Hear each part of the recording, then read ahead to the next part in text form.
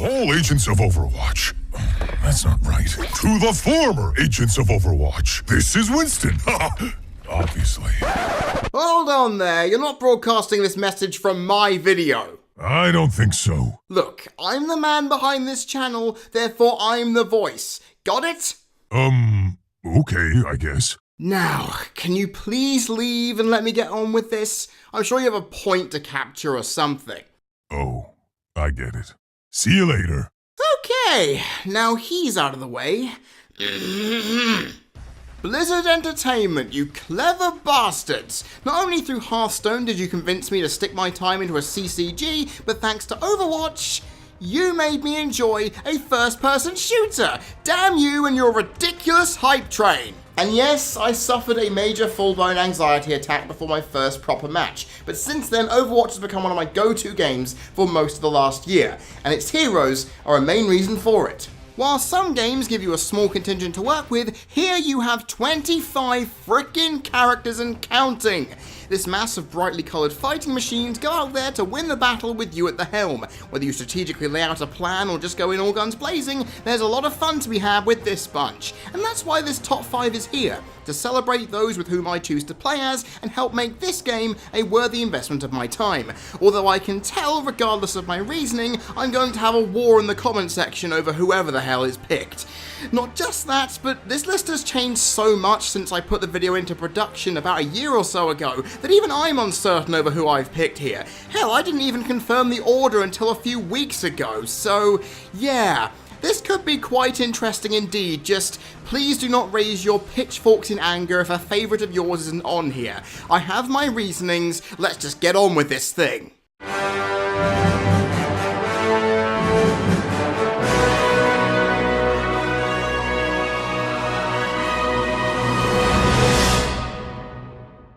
Mess with the best and die like the rest.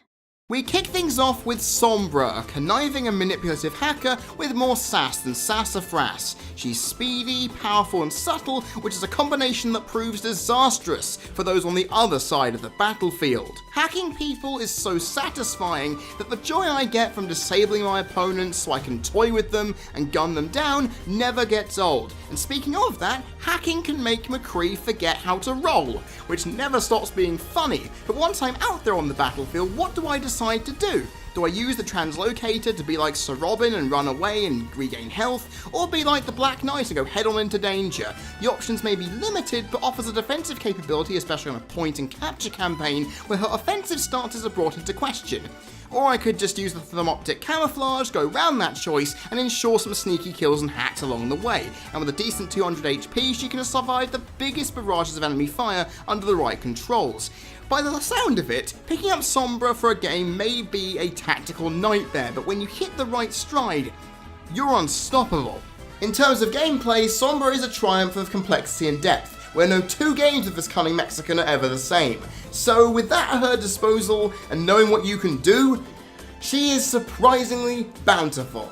Sure, all of her attacks and weapons suffer from a slow cooldown period and hacks can be stopped if someone shoots you, but that's the beauty of her character. She's a hero who demands respect and skill upon selecting her to do the undertaking of this mission, and it will pay off if you're up to the challenge. Thanks to that, she's managed to beat other regulars of mine like May, Zaya, Soldier 76, Mercy and Torbjorn to the list, because I go into a standard mode whenever I play as them, not with this wily Latina.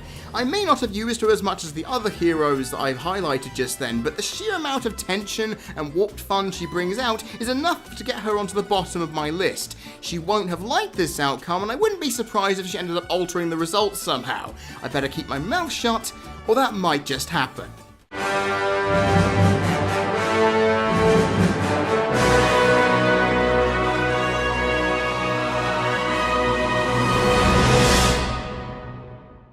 The best things in life come in small packages.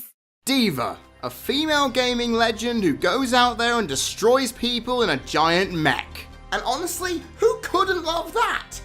Well, I'm guessing some misogynistic arsehole. Taking the term tank to literal proportions, this South Korean war machine utilizes 2 unlimited ammo fusion cannons, jet boosters, a bullet-absorbing defense matrix, and an ultimate that causes the equivalent of a nuclear attack to make her quite the troublesome boss to encounter. And with that comes a power trip the likes of which many wouldn't believe, that keeps me coming back every time to mow down all in front of me with a massive smile on my face to boot. However, that overpowered status is undone thanks to not being able to use all these assets at once, and when that destructive ultimate is neutered by simply hiding behind a wall, you would want to shoot whoever made that design choice. That being said, surviving death thanks to a 600 HP buffed mech to absorb even the most damaging ultimate is something I've never stopped being grateful for. Right up until it's destroyed, leaving me alone and weak in a game with high damage, high fire rate opponents, with only a small pistol at my disposal and the same base HP as Tracer with less of the speed and no protection.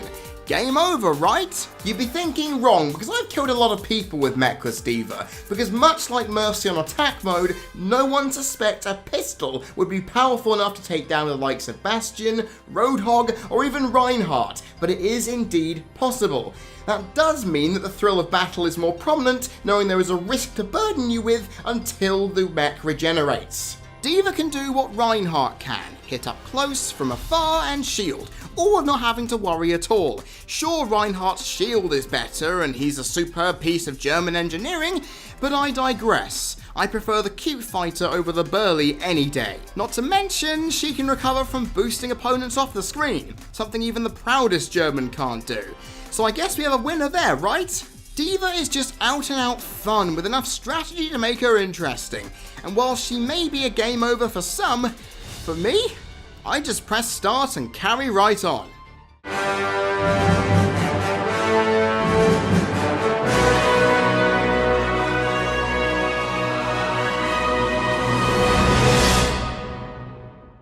Did someone call for air support?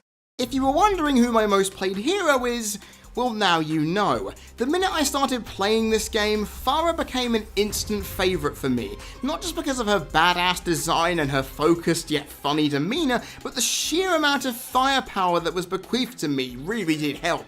I already noted that D.Va's firepower made me go a little delirious, but Fara's weaponry brought that into overdrive, but on a more restricted front as a caveat. Coupling long-range missile attacks and the concussive blast with a jump jet and hovering allowed me to be a juggernaut in the sky as I dispersed justice onto all. It was simply enthralling, and while she lacks in speed, she can reach sniper areas and allow for strategy and a wider plane of attack, ensuring a role as an airborne explosive safety barrier for your teammates as they surge on. That's something that you wouldn't expect from a bluntly offensive character, would you? Then we have the Barrage Ultimate, and mentioning firepower for a third or fourth time, this is something else, as this flurry of missiles can take down many, and if you perch high enough, you can commit the most joyous of intergalactic war crimes by raining Armageddon onto your enemies. Because who's going to stop it, huh? Fara is a character who, despite her obvious strengths, lacks in defensive capabilities, meaning you have to ditch that all-guns blazing mentality from the get-go in order to survive. But with a lack of missile ammo at hand, that can be quite tricky. And trust me, after playing her for over 10 hours on quick play and many more on arcade, you can tell I've had a fair share of time to understand that. Also, can someone please explain to me how a woman kegged in battle armor has 50 less HP than Mei? How does that work? Seriously, how does Mei have more HP than a super soldier? Maybe her parka is made out of steel or something, but it doesn't really make any sense. Nonetheless, despite her faults, when told to play nice, play Fara, I do so with much joy. She's a powerful yet unstable hero that under the right circumstances and against the right opponents is nigh on unplayable against. Is it worth taking that risk? Yes. Yes, it is.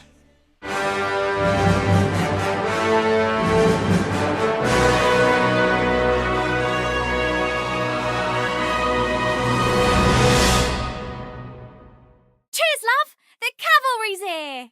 Sombra may be fast, but she's a bit of a handful, so when looking at speedsters in Overwatch, Lena Oxton, also known as Tracer, is the one I pick. It would be a crime to leave the chirpiest and most happy-go-lucky of all of Overwatch's cast without some place to showcase herself. However, with a base HP of 150 and small hitboxes for her guns, Tracer feels quite unapproachable and daunting when you first boot up the game, because of course you want to be the character who's on the freaking box.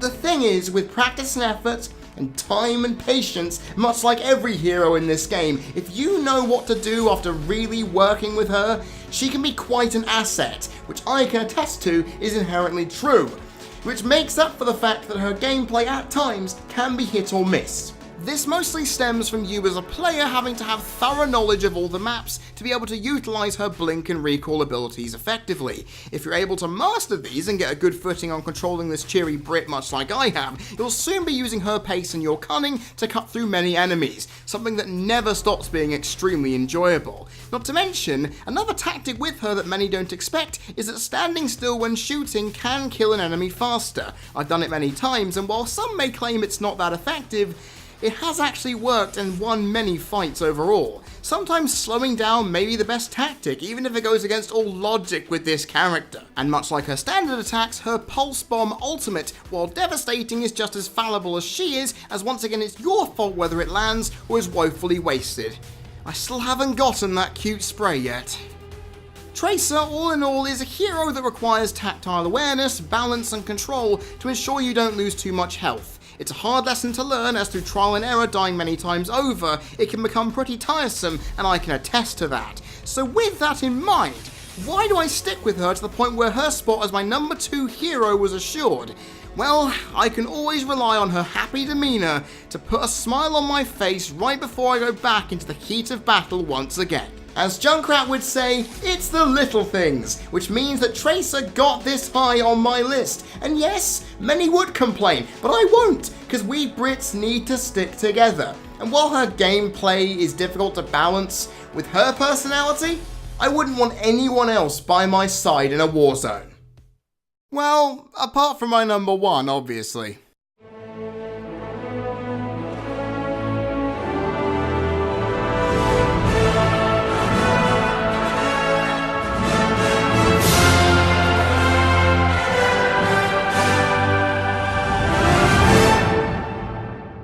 Never stop fighting for what you believe in. Choosing the order for this list was extremely difficult, except when it came to my number 1 choice, because there was no chance that anyone else other than Ana was going to get it. Now, she may have been nerfed, restricting her capabilities, but I like a challenge, as it made a successful campaign feel even more worth it. Now, Ana takes no bullshit, and she would have settled for nothing less than the top spot. It took me a long time to get used to Ana when I first got the game. I found her to be confusing, with a strange mixture of defense and attack, making it difficult for me to decide what to do, and it resulted in a lot of deaths and making her be left on the sidelines unused. However, when she clicked, boy did she, and from then on, we've been inseparable. The variety in options at the hands of this sniper is palpable and can allow you to influence the game more than others. Want to wear down your enemy's health gradually with poison darts that also heal your allies? You can do that. Want to stop your enemies replenishing health while also boosting your own? Yeah, I can get behind that. Do you want to put enemies to sleep mid-fight?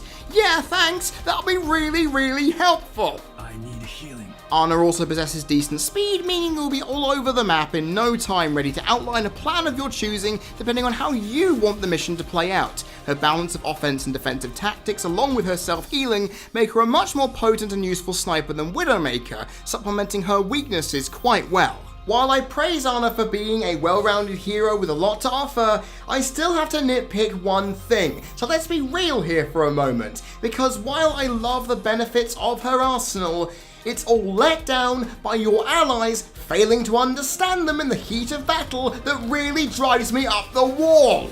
The Nano Boost ultimate sounds good on paper, making your allies ultra powerful and all, but that entirely depends on them actually killing people, and most of the time that isn't the case, leading it to be neutered unfairly. Not just that, the sleep dart isn't overpowered due to even the slightest bit of damage being able to wake your enemies up, which defeats the point that when you hit it precisely, an ally comes along and undoes your meticulous work instantly, which means a battle that's already tense is even harder to comprehend and get to terms with.